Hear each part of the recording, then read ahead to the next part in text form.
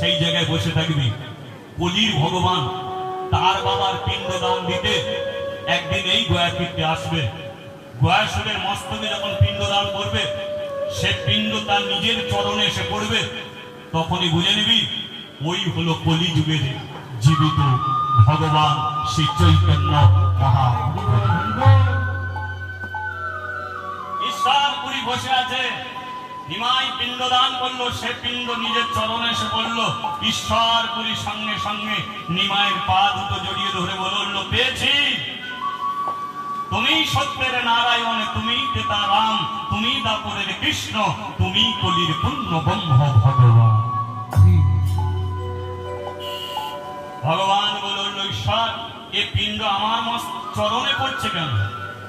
বলল, তুমি সবই জানো, তবু ভক্তের দ্বারাতে তুমি লীলা শুনতে চাও। তাকিয়ে দেখো,